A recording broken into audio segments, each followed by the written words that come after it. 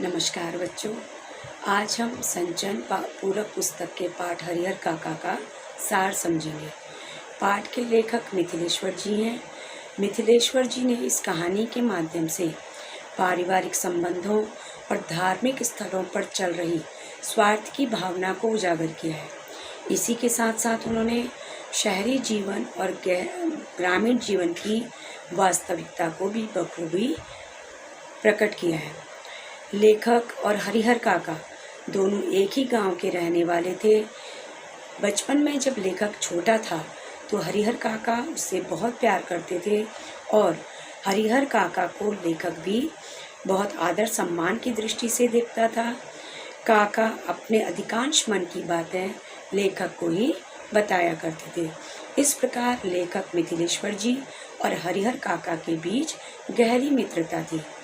हरिहर काका के 2 विवाह हुए, परंतु उनकी दोनों ही पत्नियां अधिक समय तक उनके साथ नहीं रह सकी और एक दिन उनकी दोनों पत्नियों का स्वर्गवास हो गया।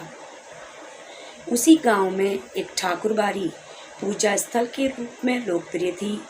इस ठाकुरबाड़ी की स्थापना कैसे हुई और किसने की, इस बात की कोई निश्चित जानकारी गांव के लोगों को नहीं थी।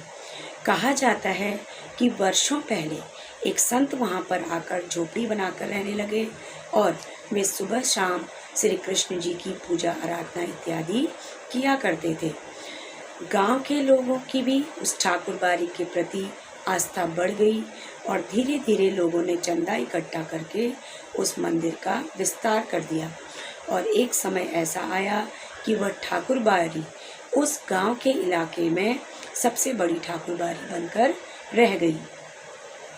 लोगों की भी उस ठाकुरबाड़ी के प्रति आस्था बढ़ती चली गई और गांव के लोग जब भी कोई नया कार्य आरंभ करते थे तो उस ठाकुरबाड़ी में जाकर मनौती मांगा करते थे और जब उनकी वह मनोकामना पूर्ण हो जाती थी तो गांव के लोग उस ठाकुरबाड़ी के नाम पर दान चंदा इत्यादि दिया करते थे और कभी कभी तो अपनी जमीन का एक टुकड़ा भी ठाकुरबाड़ी के नाम पर लिखवा दिया करते थे।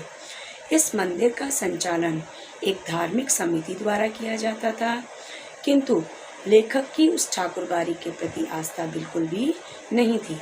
लेखक का मानना था कि मंदिर के जो साधु संत हैं वो लोगों को केवल मूर्ख बनाकर अपनी बातों में फंसाते हैं। हरिहर काका संयुक्त परिवार में रहते थे। उस परिवार में उनके 3 भाइयों के अलावा उन भाइयों की पत्नियां तथा उनके बच्चे आदि रहते थे, किंतु बड़े दुख की बात थी कि हरिहर काका के भाई की जो पत्नियां थी वो हरिहर काका का बिल्कुल भी ध्यान नहीं रखती थी। एक बार की बात है कि हरिहर काका के भतीजे का एक मित्र शहर से गांव आया था। उस समय हरिहर काका बीमार पड़े थे। उनका मन कुछ अच्छा खाने को कर रहा था। जब हरिहर काका को पता चला कि उनके भतीजे का मित्र गांव आया हुआ है तो वो मन ही मन खुश हो गए। उन्हें लगने लगा कि अब उसके लिए स्वादिष्ट व्यंजन बनेंगे तो हो सकता है कि मुझे भी कुछ खाने के लिए अच्छा मिल जाए।